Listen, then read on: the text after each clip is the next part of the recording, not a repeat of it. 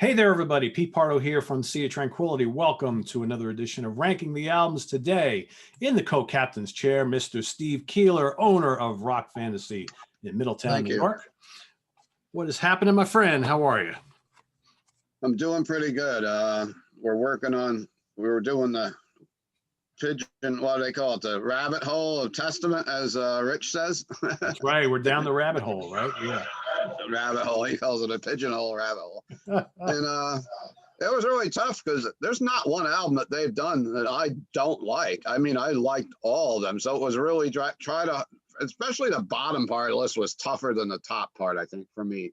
Because what album do I want to deem the worst one? And then I really don't want to deem one the worst one. So, I mean, the last probably half dozen of this list could swap around at any time. So I'd almost say they're in no particular order, but I guess they are. Yeah. Would you want me to go first with mine? Yeah, you go first, and I'll echo everything you just said. I think that most of these albums are really, really good to excellent. There's probably one album for me that I find the weakest out of all of them, but I think everything else is damn good, but we'll get to that. So yeah, Steve is going to kick us off with his number 12. We're going to go from our least favorite all the way to the favorite tier. Number 12, a lot of people are going to be really shocked because they know I'm a death metal guy. I'm going with Demonic. It's something about, I liked that album when it came out. I still like it a lot. Maybe I haven't listened to it enough in many years, but it was their take on death metal. When that came out, it was a heavy as hell record. Like, tracks like Demonic Refusal, The Burning Times, 10,000 Thrones. I love all those, but I go ahead on this list.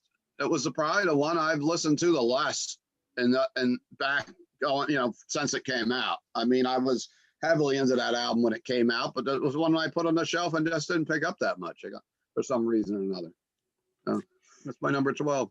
I am surprised that you have that at your number 12, but yeah, I'm not far from you on that.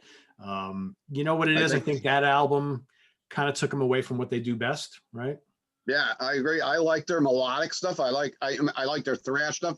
I even like a lot of their ballads. I think the ballads are amazing. Some of the ballads, and maybe I'm a poser tonight. Posers must die. I might be in trouble. Paul Bailoff's not around or anything. He's up in heaven or resting in power somewhere, so I'm safe right now.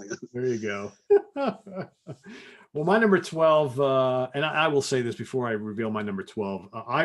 Testament is arguably my favorite thrash band of all time. I think they're just a spectacular group. I love the vocals. I love the arrangements. The guitars are amazing. And, they've had a lot of different lineups, but it's almost like no matter what the lineup, these guys just put out quality. Yeah. I will say for me, the only kind of hiccup in their entire discography, and again, it's not a terrible album by any means. I'm sure there's going to be someone typing away. There's going to be like, oh, it's my favorite album by them. It's 1992's The Ritual. Again, I dig it. I love that album. For me, it's less thrash and more kind of like mid-pace metal. I know they went through that kind of phase a little bit. And, to me, this is the last album with Louis Clemente on drums. This was the last album with Alex Skolnick for a while. And there's some good songs on here. I mean, So Many Lies is excellent. Title track, kind of almost doomy, right? An extent. Yeah. As the Seasons Gray is really strong. I think it's a decent album. To me, it sounds a little uninspired, almost like the band is kind of like fracturing a little bit, but there's some good songs on it. I don't enjoy this one as much as some of the other ones. So that's my number 12. It's definitely their lightest, most melodic album, I'd say. Yeah, easily. Very hauntingly, Yep. So we're going to disagree on that one because that's fine. That one, for some reason, I really like that whole album. I like the whole feel, but it's definitely not their heaviest album. It's probably their lightest, like you said. Number 11, I'm going to go with one of the newer ones, which I love. I love their newer stuff. I think the Testament is putting out quality thrash metal and heavy stuff as some of the other, may I say it, big four bands are not. I mean, well, Slayer's going now, but I just think that Testament has put out a quality product for how many years now, from the first album till now. And I'm going to go with Dark Roots of the Earth, Native Blood, True American Hate, another great track. And I do have that for a prop here. Where is it?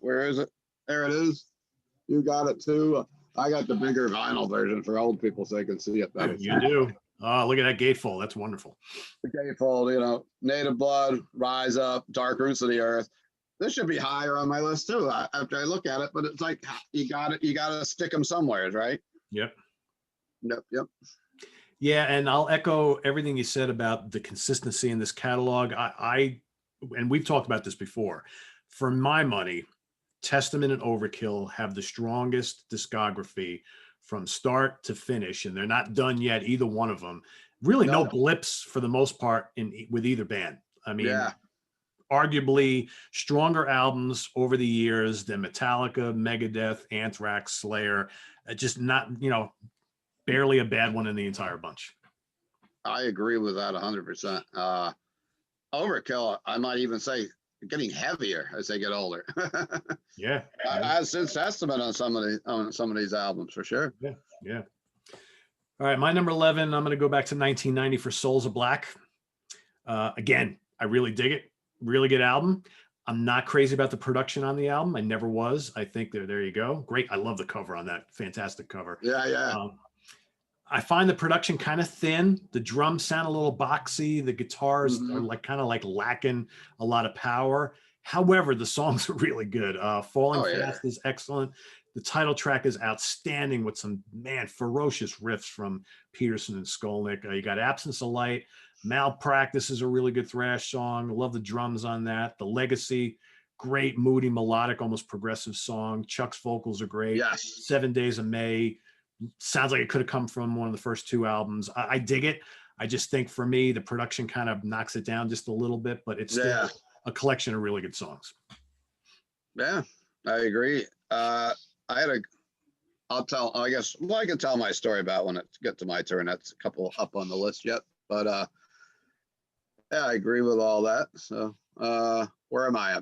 I'm in the top 10 now. The top 10? Yeah.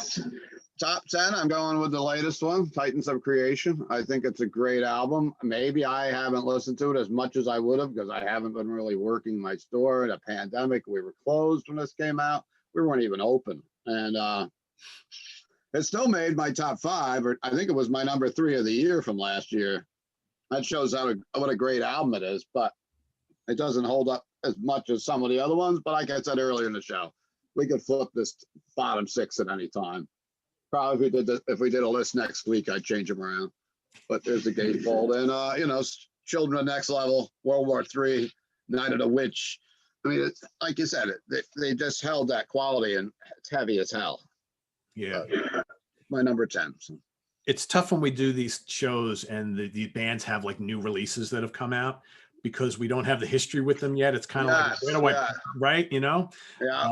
You never tough. got to see this tour. You never got to see them perform this live, which sometimes makes a big difference. Which a band puts out an album with me, I'll be like, yeah, this is a great album. But once I experience it live and hear the songs heavy, you just want to go on the way home and pop it on in the car stereo, get home and throw it on the record the next day just to hear that because it makes you love the songs more. That's why I feel with live music. Yeah, exactly.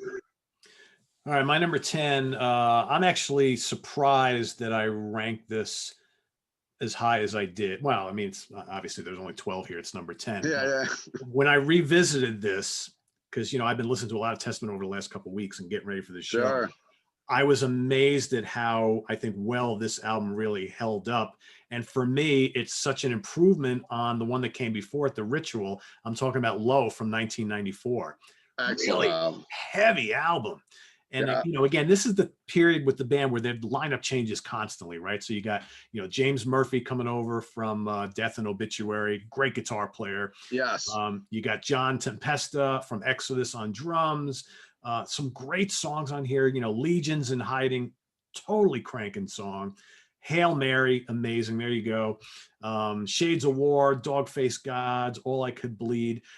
Here is where you're starting to hear Chuck singing that more gruff, extreme tone, which we would hear big time on the next album a couple years later. Yeah. He started like Low and Dogface Gods. It's Yeah. pretty much just about death metal songs, I'd say. Yeah, pretty much. But Yeah, yeah. a really good album. And I was really enjoying listening to this one again because I'm like, oh man, that's even better than I remember it, right? Because Yeah. I was expecting to put that towards the bottom because again, it's that kind of like mid '90s. I mean, we all know what was going on in the '90s with grunge and alternative, and metal was kind of back in the underground. But I think this album sounds very underground, and it's really really good for it. So. Well, may I say that Testament is probably one of the thrash metal bands that actually became heavier in the 90s. Yep. Went into a death metal move with Demonic and, and Low and the, what album I'm thinking of, The Gathering. They got heavier. They said, well, they probably saw some of the death metal and the black metal scene, which was really taken off, and decided, well, we can't, grunge is taking over the mainstream, so we're just going to go into that heavier mode. Maybe that was their way of thinking, but more power to them. Yeah. Well, number 9 for me. Are we ready? Number 9. Brotherhood of the Snake, which is from what year again? I didn't do enough homework. 2016, and another strong release. I saw this tour quite a few times, and the Pale King. What else did I write down about this one? Centuries of Suffering. It's a strong album. I mean, Can of Business is kind of weird because it's about selling weed. I guess. Well, Chuck Billy did dabble in making his own paraphernalia. He sold vaporizers on stage and whatnot. Not on stage, at the merch booth. Didn't sell them on stage. I'm thinking, come up and buy a vaporizer, young kid, between songs. Yeah. But Brotherhood of the Snake, and another strong album. I mean, how do you go wrong when you got Gene Hoglan on the kits? You can't. I mean, you got. It's like they grabbed the guys from Death. You got DiGiorgio on a lot of the albums. You got Hoagland on a lot of the albums, and you can't go wrong. I agree. A great, strong album. More about that in a couple minutes. I'm going to go Demonic for number 9 from '97. Okay. And I totally agree with everything he said. It's the band really putting their foot in the death metal camp. Growling vocals on almost every single track. Less of a thrash album, more of just a real groove-laden death metal record. And I think they do that style really well. Yeah.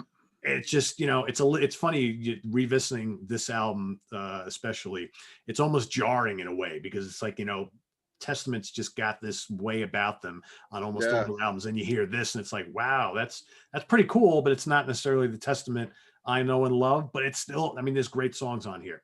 Demonic Refusal, The Burning Times, Maze. I love John Doe. John Doe's probably the catchiest, most Testament sounding song, right, on the whole album. Yeah, it is. And at 10,000 Thrones, killer song. And I noticed too on this album, which especially in the 90s, they started writing shorter songs, which they don't really do anymore. Now they're back to 5, 6, 7, 8 minute long songs. Here, most of them are 3, 4 minutes, couple 5-minute long songs, quick, brutal, to the point, and it's still a fun listen. But I agree with you. It's I don't think this album, even though I think it's a quality album, it's number 9 on my list, I don't revisit this one as much as I do. I don't either. I think when I go to death metal, I go to more of a death metal style band than I do. Maybe, that's just my way of thinking today. Maybe a month from now, I'm going to watch this show and go what was I thinking? But that happens every day. I'm getting old. All righty. So I'm up to number 8, correct? Sir? I'm not used to going this fast because usually me and Pete were talking before we're usually doing shows with 6, 7 guests, and you got about sometimes 20, 30 minutes downtime. I'm telling a story. So I'm at number 8, and I'm going with Souls of Black. Strong record. Played this a ton when it came out. You realize the time when this came out, and they were following up off of all those strong releases and sold a bunch of it. I remember having this girl that would work in my store actually did a painting of this, and she painted it while she was in the shop just hanging out, and quite an interesting individual she was. So I always think of Tina with 2 E's when I see this album, but one day, I don't know, she kind of skitzed out and she came in, and guess what? She took the painting that we had hanging on the wall, and I've never seen her again. But so, Face in the Sky, Falling Fast, the ballad, like the Legacy, 7 Days of May. It's a strong record. I like this record a lot. It could be even higher up in the list, but it's, you think that that's your favorite record, and you start listening to other ones, and you're like, it's not as good as that. Especially with this catalog, right? Yeah. Yeah, well, a lot of catalogs. I mean, we just did one on the band Death the other day, and that's really tough too. You know, with Chuck, that was a tough one to figure out. Also, Yeah, I would say I did a ranking of the Death catalog, I don't know, a year ago. And I remember like the top three were really difficult because there's like, there's three of them that for me, and you could arguably say there's more that are just so amazing. And all their albums are really amazing. So, but for me, they're like the top three are like just the difference between an 8 out of 10 and a 9 out of 10 and a 10 out of 10. And all their albums fall into that category, right? Which is not that dissimilar from what we're talking about here. Because you started out with pure death metal, and then you moved to like with Human, you started getting like where Cynic got involved, and you get that progressive part, and you've got these different eras of death. Yeah, for sure. Mine, what are we at? Number 8, right? My number 8 is The Gathering from '99. Again, another weird lineup change. You got Chuck, you got James Murphy coming back, you got Eric Peterson, Steve DiGiorgio, and then Dave Lombardo from Slayer, right? This was amazing. Kind of, the first instance where Testament had like a real supergroup, which they have now again.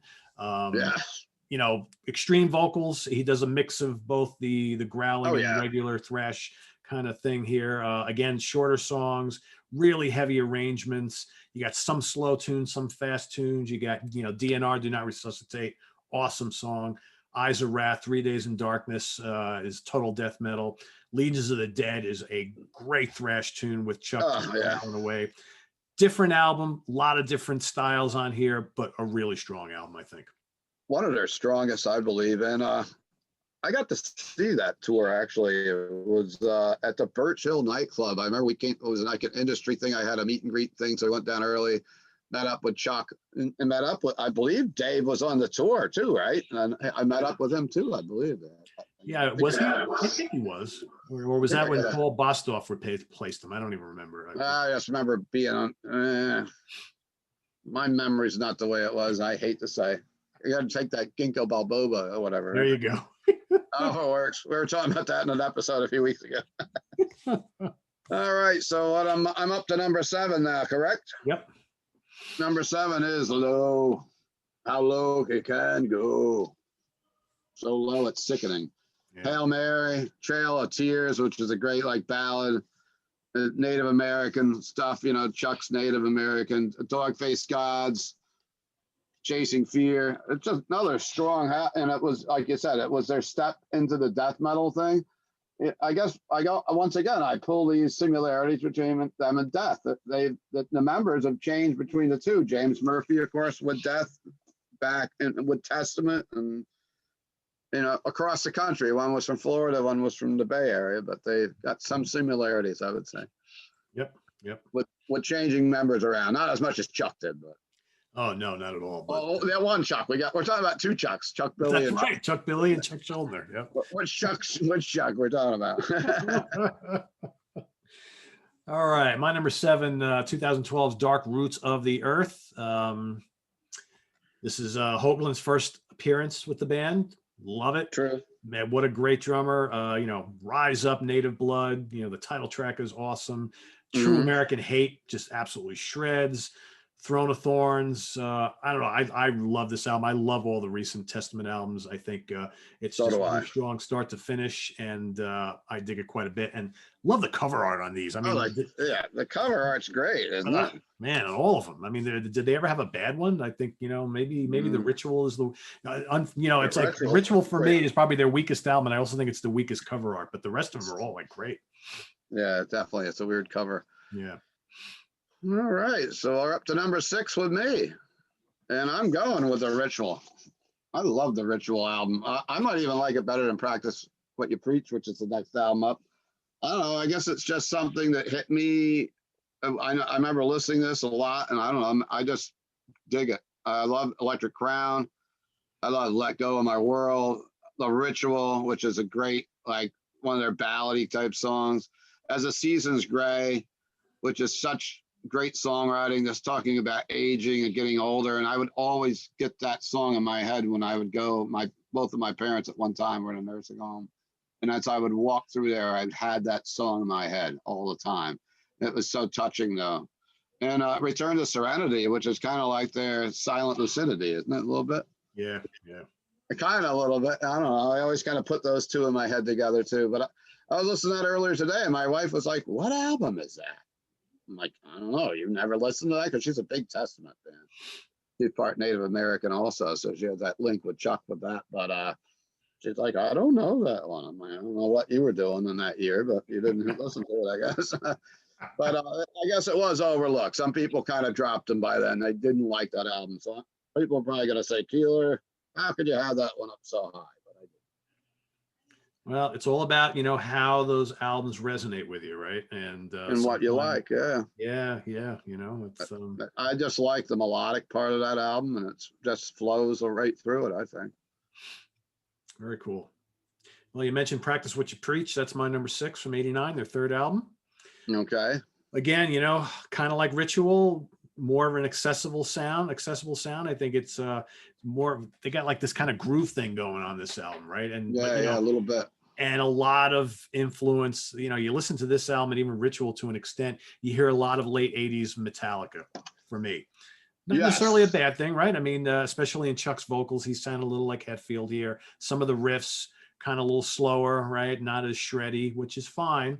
Well, I were probably going for that Metallica kind of fame with that sound at that time. Too, yeah, absolutely. And this album sold a lot. I mean, they did very well with this album. Title track is great. Perilous Nation, some really sick guitars on that. Envy Life, a little bit slower, right? A little bit of a more aggressive vocal style on that. What else? Time Is Coming, Greenhouse Time Is Coming's great. Different album than the first two. You got the ballad on it too for the ballad. Oh yeah. And another great cover. I mean, look at that. The artwork is. It's just another album you can put on. You don't want to skip over any songs. I mean, probably not with any of these Testament records, but So that's my number 6. Now the top 5. Here we go. We're gonna make it pretty easy because mine's is Practice What You Preach, and I think we just filled in all the bases on it pretty much, and we don't know what to do with ourselves tonight. We're going to be done quicker than we thought here. I think. I'll have to talk about upcoming episodes. There you go. My number 5, we're going to go with Brotherhood of the Snake. All right. Yeah, I dig this. I mean, here you got Steve DiGiorgio and Gene Hoglan, now firmly cemented as the rhythm section. I love this lineup of the band. I think this is such a potent lineup, probably the best lineup they ever had. You got Skolnick back in the band, just title track just mashes. I mean, it's just so good. Stronghold, The Pale King, Seven Seals, Blackjack. I love the guitar tone on this album. Eric and Alex are just ripping it up. The rhythms are amazing. The riffs, the solos. Chuck sounds great. Rhythm section is such a juggernaut. Love the cover art. I love everything about this. When this first came out, I listened to this a ton, as I listened to a lot of the more recent ones quite a bit. So that's my number 5. Totally dig it. Yep. And going into number 4 with me, I think that I go back to this because I compare the earlier stuff to sound a little different. This is their comeback album. It's the formation of Damnation.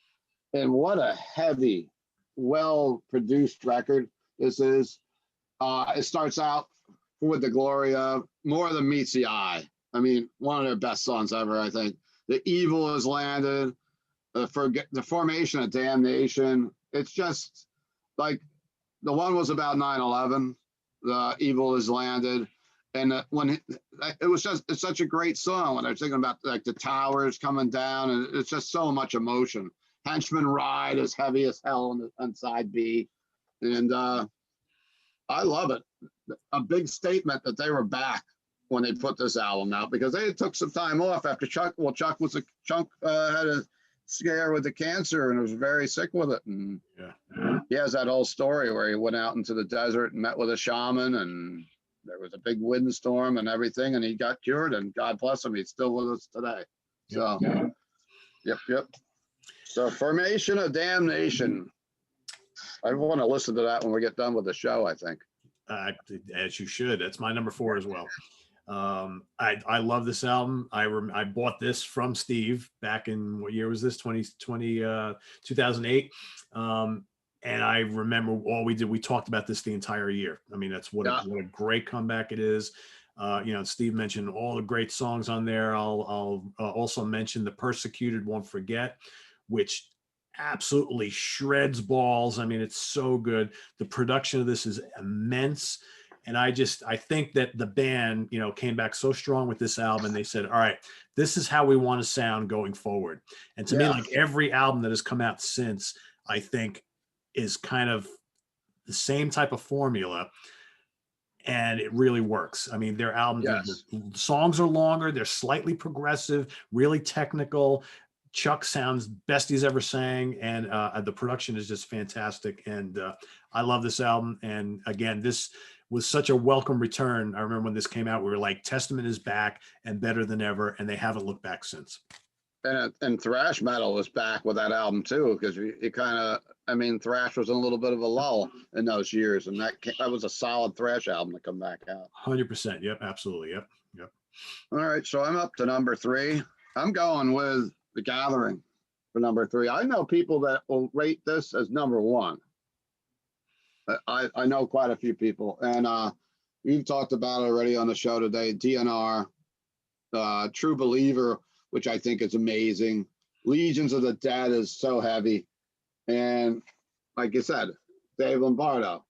Not that many metal bands have had Dave Lombardo and Gene Hoglan playing for them. So even though Dave was only around for one, right? He just did that album. Now Dave's doing everything. Misfits, Suicidal Tendencies, and everything you can do, I guess, right now. But The Gathering is my number 3. And that's about it for my number 3. So go home.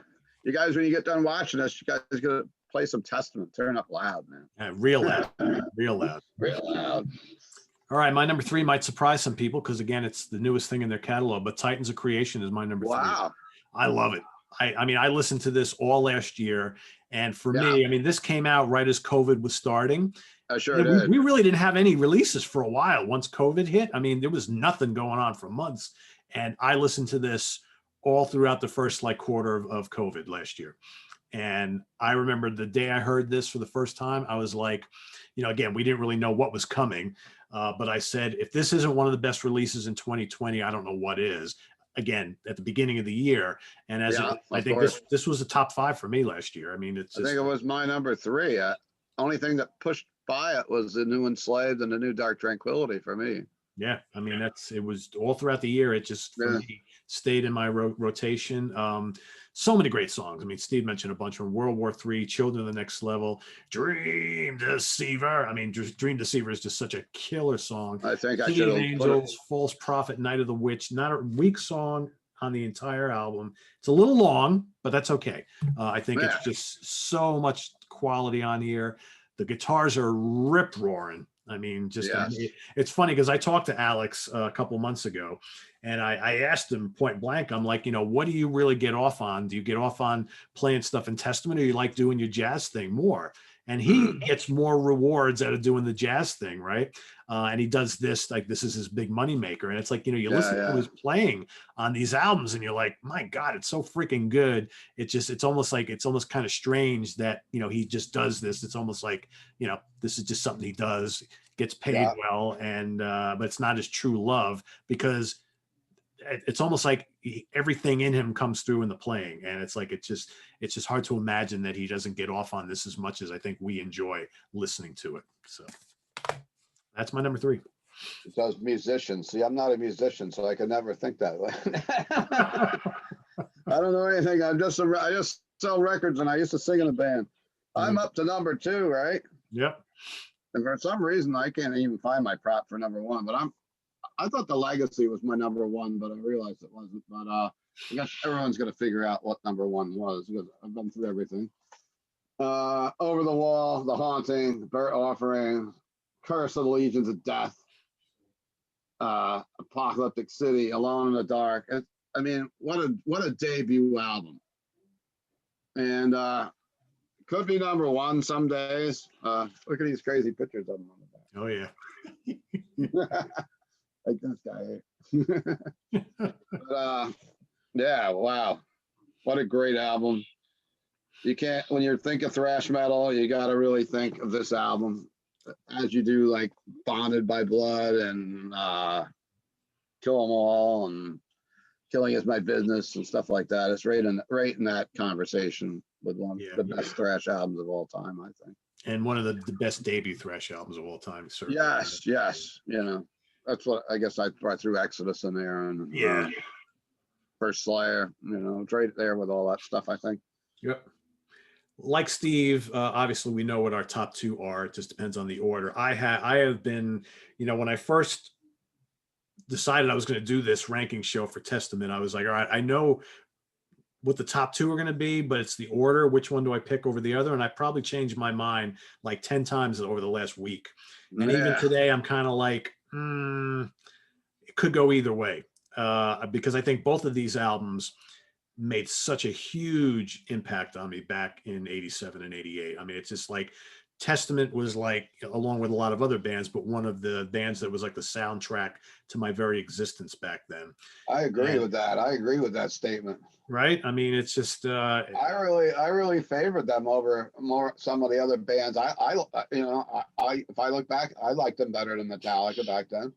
I mean, I liked the first three Metallicas, and I started to fade off on them after that, and I started going for heavier stuff. But you know, I mean, you think of 87 and 88 and what I was listening to all the time. It's both of these albums, Kill 'Em All, Ride the Lightning, Master of Puppets, Rain and Blood, the first two Megadeths. I mean, the first Dark Angel. I mean, I was listening to this, you know, Creator. I mean, just listening to these albums. Can't forget the German thrash. Yeah, Overkill's out, you know, Taking Over by Overkill, and just that's what I was listening to all the time. So ultimately here, I went with The New Order. The second album from 88 is my number 2. Okay. I think in any other reality, it would be easily be my number 1, but we obviously know what my number 1's going to be. But yeah, The New Order, I mean, just some classic tracks. Trial by Fire, the title track, Into the Pit, Disciples of the Watch, Eerie Inhabitants. I mean, their great cover of Nobody's Fault by Aerosmith, one of the best covers of the 80s. The Preacher. You know, you got the Alex Perialis production. He was producing all the big thrash bands at the time. You know, had that sound, right? That was so indicative of the era. Great album cover. Like I said, any other day would be my number 1, but obviously everybody knows what my number 1 is. So Steve, you might as well talk about the number 1, which I just talked about, right? Yeah, I think we just talked about The New Order. Yeah, of course. I mean, when you go to see Testament live, those are some of the songs that you were waiting for. I mean, all the new stuff's great, but when they bang into the pit, it's their Rain and Blood, or something like that. It's their Trial by Fire, Disciples of the Watch. Still a mainstay in their sets when we used to have concerts and go see them. That was my number 1 was New Order. So you can't go wrong with any of these albums. So you can listen to any one of these top 12 records and still just have a great listening experience. Yeah. I think for me, what catapulted the legacy ahead of The New Order for me is probably a couple songs. I mean, Over the Wall, Raging Waters, Curse of the Legion of Death, First Strike is Deadly, Burnt Offerings. Then you got Alone in the Dark, you know, Do or Die. I mean, The Haunting. Yeah, I mean, it's so close because I think you're almost talking me into switching mine around now. Well, it's hard. I mean, I could change my mind every day. It's both of these albums for me. You made me feel bad about this album. This album probably should be up higher than this. Well, you know what? Maybe Steve we'll redo this a year from now, and maybe it'll every year it'll be different. Yeah. We'll just do that. We'll do 6 through 12 next year again. There you go. So what a great catalog and so many great songs. I mean, I remember how hard it was. You remember we did the ranking, our top 10 songs with Caffrey last year, a year and a half ago, whatever. Yeah. And that was tough also. Songs are sometimes tougher than albums because you've got 12 albums to pick through. and you've got how many songs? It's always easier to pick albums, I think. Yeah. Well, if you Yeah. remember when we did that the top 10 song show, I basically Yes. stated right at the beginning that my entire top 10 could have been songs from those first two albums. No, Easily. it's true. That happens too. Yeah. And yeah, just like, because I do the Rock Fantasy Files now, Pete helps me out so much with, and some weeks you try to figure out a subject. It's like, well, should we do albums or should we do songs? And it's just hard to pick. Of course, you end up covering them both eventually on any band. Yeah. That way you can go revisit a band you love twice. If we're talking thrash metal today, can I talk about a new album to wrap up the show here, or as we get into that? Nervosa. And anybody's watching this show is into thrash with a bit of black metal thrown in. Brazilian, one person from Brazil is in the band now. They got a whole new lineup. They're on Napalm Records, and what a great album. I was slightly into them. They got Mia Wallace from Abbott in the band. She's also from Triumph of Death that does the Hellhammer tribute. She considers Tom G. Warrior her mentor and master. So she's got to be pretty tough, I'd say. But they got Diva Satanica in the band now on vocals. I'm looking at the thing backwards, and then they also have a new drummer from Greece. And check out some of the videos on YouTube. Go out and pick it up. I think it's a great album. I've been listening to it a lot. Cool. I'd love to hear that. Yeah, check it out. I don't know if you're too familiar with them in the past. They've had a couple albums out. They were an all Brazilian band, and now they actually put a documentary up to like these 3 little parts where they're all showing up to go record this record during the pandemic. And one's coming from Greece, one's coming from Spain, and it's pulled together. And then I'm like, that lady, that's doing bass, she looks so familiar, and I realized she was from Abbott for a while. Yeah, that's how they get it done these days, right? Because nobody's in the same studio together anymore. It's got to do what you got to do. So literally, you can have a band with people from all over the world and make it happen. Like the episode we did on Thursday night, where that big news leak came out and everybody's running wild with it. You just did a rant on it earlier today. Vinny at PC was saying, well, we could all do the album at home. We don't need to get together. And Rob could do the vocals and Tony could do the guitar, and hey, maybe something will happen to it now. I'm sure they're all seeing it eventually now that it's all over Blabbermouth and Classic Rock Magazine. But everybody's talking about it. And we had thousands of people watching the show last week and hearing Vinny say it. And then, obviously all the news outlets have picked up on it. I did the rant this morning. Within like a half hour, like 3,000 people watched it. And now everybody's like, oh, there's some people who are like, no, I don't want to see it because it'll derail Rob from what he's doing in Priest. And I'm like, that's not going to happen. Priest is still going to do what they're going to do. If they do this, because now that everybody's talking about it, is Vinny going to call up Rob? He's going to call up Tony and say, hey, people are talking about this. They want to see it. Maybe we just go frig it. Let's just, we're not doing anything else. Why don't we just get together and make an album, right? See what I think Rob is the one that really wants to do it the most from what he said in the interview. Yeah. Yeah, why not? I'd love to hear it. I don't know, whatever. So, it doesn't even have to be called Heaven and Hell. Exactly. Call it whatever you want to call it. Project. Yeah. It could be called what we call it. Judas Sabbath. Exactly.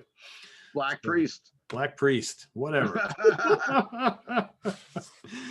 So anyway, there you have it, guys. Ranking the albums of Testament. Rank them as you like them in the comments below. All 12, top 5, whatever you want to do. Steve and I, I'm sure, will be looking at the comments and seeing what you all have to say. And Steve, while we're at it, why don't you plug the show that you're doing tomorrow night that I'm going to be guesting on, so everybody knows. Yeah, Pete's coming on tomorrow night. We're doing an episode of the Rock Fantasy Files. You can check us out on YouTube if you just pop in Rock Fantasy Files, and please hit subscribe. And of course, subscribe to this channel if you haven't already. We're doing a Led Zeppelin episode tomorrow, and Pete's coming on, and we're actually going to be talking a lot about the new Led Zeppelin pinball machine. I'm going to have the designer from Stern Pinball, Steve Ritchie, and the programmer, Tim Sexton, on. And we're going to have the drummer from Zepp again. We're going to be talking Zeppelin. We've got a couple Zeppelin collectors, and we got Mr. Pardo, the king of all rock media now, we call him.